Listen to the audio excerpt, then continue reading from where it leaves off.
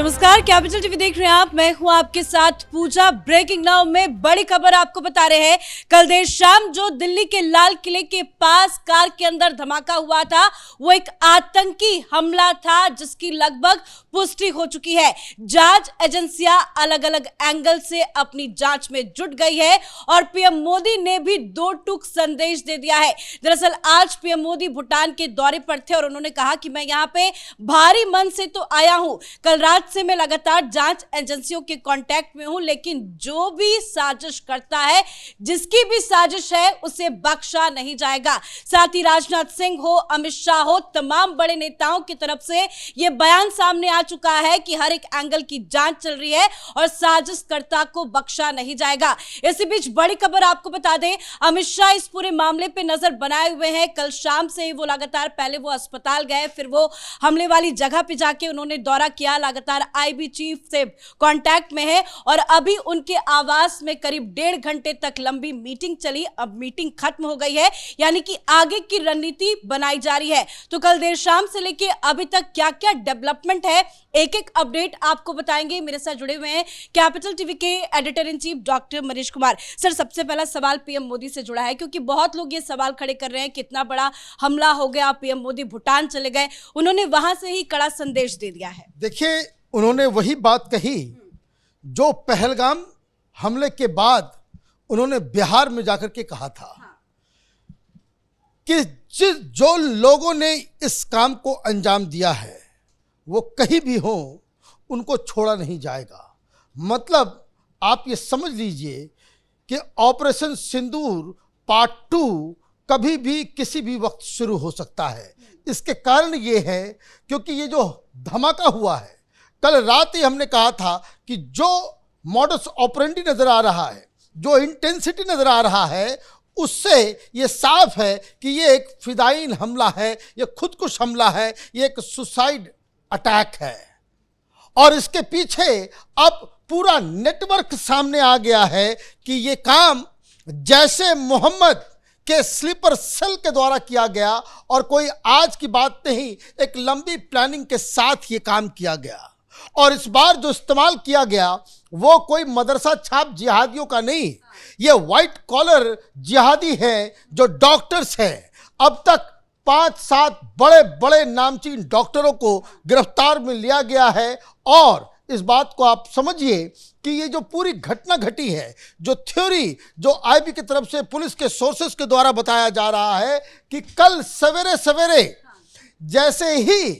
जैसे मोहम्मद के इस स्लीपर सेल के ऊपर कार्रवाई हुई, जैसे ही वहां विस्फोटक पकड़े गए, ये उमर नाम का आतंकी जो खुद एक डॉक्टर है, उमर मोहम्मद, वो पैनिक कर गया और वो अपनी कार से वो वहां से भागता है 7:30 बजे के आसपास मॉर्निंग में, और दिन भर वो इधर उधर वो घूमता रहा और करीब 3.5 घंटे तक वो लाल किले के पास वो पार्किंग में बैठा रहा। और जब उसे उनके आकाओं ने इशारा किया, भीड़ का इंतजार कर रहा था कि लाल किले के पास कब भीड़ होगी, तब वो निकलता है और वो जाकर ये हमले को अंजाम देता है। कहने का मतलब ये कि अब इसमें पाकिस्तानी एंगल आ गया। जैसे मोहम्मद के हेडक्वार्टर को हम लोगों ने ऑपरेशन सिंदूर के दौरान मारा था और उसके बाद वहां तैयारी चल रही थी ऑपरेशन सिंदूर के बदले की। आपको याद होगा कि कई सारे आतंकवादियों के परिवार खत्म हो गए। परिवार, अजहर मसूद क्या कह रहा था कि अच्छा होता मैं भी मर गया होता। तो वो बदले की कार्रवाई हो रही है और स्लीपर सेल को एक्टिव किया गया और 3000 केजी अमोनियम नाइट्रेट, ये तो पूरे दिल्ली को जलाने की साजिश रची जा रही थी, लेकिन ये लोग पकड़े गए। ये जॉइंट ऑपरेशन चल रहा। और इस वक्त मैं आपको बता दूं, जैसे मोहम्मद के स्लीपर सेल्स को ढूंढ के निकाला जा रहा है, छापेमारी हो रही है जम्मू कश्मीर के अंदर। फरीदाबाद का जो मॉड्यूल है वो पकड़ा गया है, लखनऊ में छापेमारी चल रही है, सहारनपुर में छापेमारी चल रही है, दिल्ली में छापेमारी चल रही है। एक बड़ा आतंकवादियों का नेटवर्क जो है वो सामने आया है। इसका मतलब क्या है?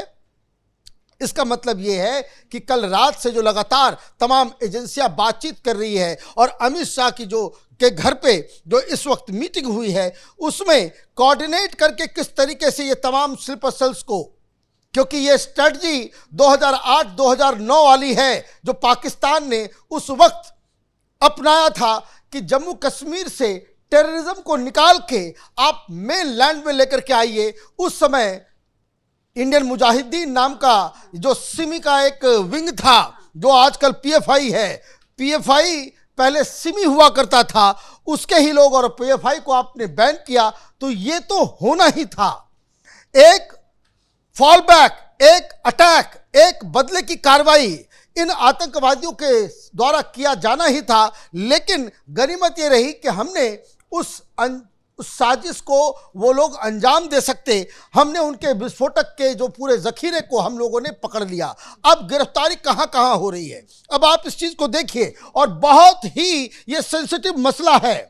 पहले जो गिरफ्तार हुए वो डॉक्टर आदिल अहमद, ये पेडियाट्रिक्स है, और इसके यहां से असॉल्ट राइफल मिल रहा है। कहां? कश्मीर के अंदर। ये सारे डॉक्टर्स एक दूसरे से जुड़े हुए हैं, ये अल-फलाह यूनिवर्सिटी से ये इन लोगों का ताल्लुकात है।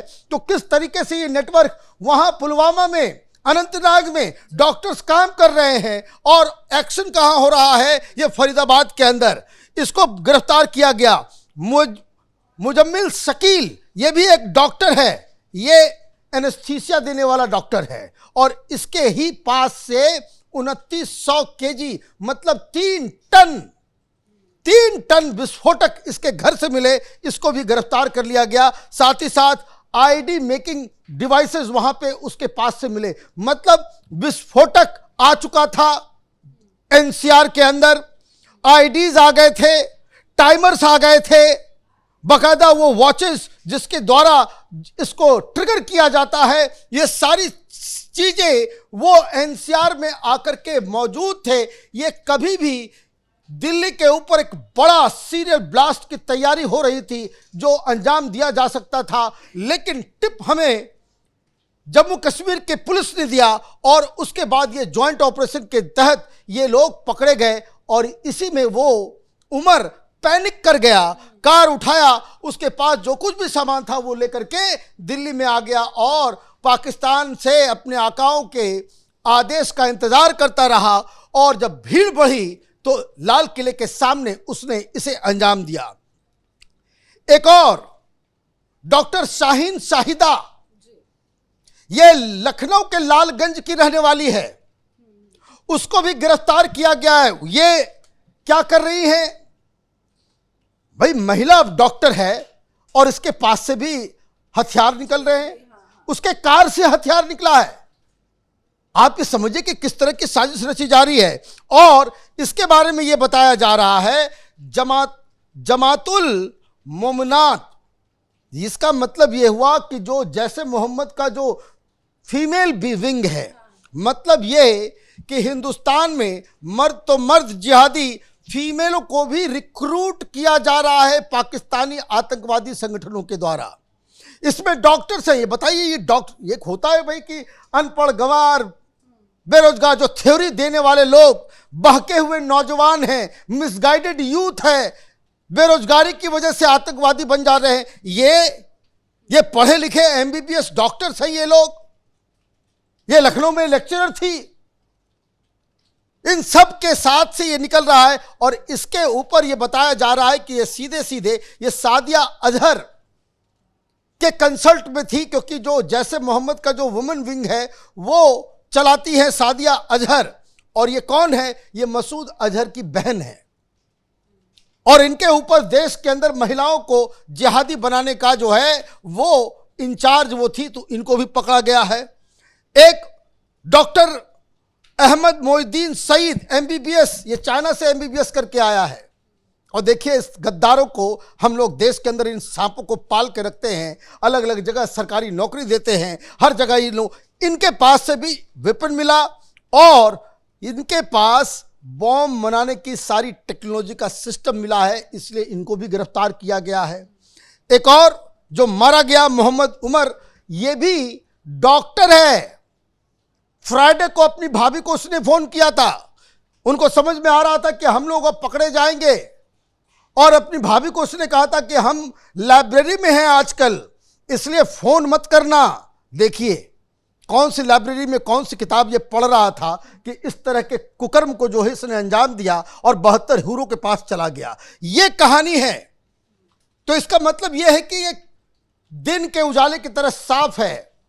जब पहली बार ये घटना घटी उस वक्त, कल शाम जब हम लोगों ने ब्रेकिंग न्यूज किया था इसके मॉडस ऑपरेंडी से, उस समय सरकार ने इस चीज को उतना खुलासा नहीं किया था, लेकिन उस वक्त ही हम लोगों ने आशंका जता दी थी कि ये छोटा मोटा कोई सीएनजी के सिलेंडर का ब्लास्ट नहीं है। तो अब साफ साफ है कि ये एक आतंकी हमला है। जब ऑपरेशन सिंदूर हुआ था तो भारत सरकार की तरफ से कहा गया था कोई भी हमला आतंकी हमला माना जाएगा, उसका जवाब उस तरह से दिया जाएगा। तो अब तो सब कुछ क्लियर है। पीएम मोदी का भी बयान आ गया, अमित शाह ने भी कह दिया, राजनाथ सिंह ने भी कह दिया कि बख्शा नहीं जाएगा।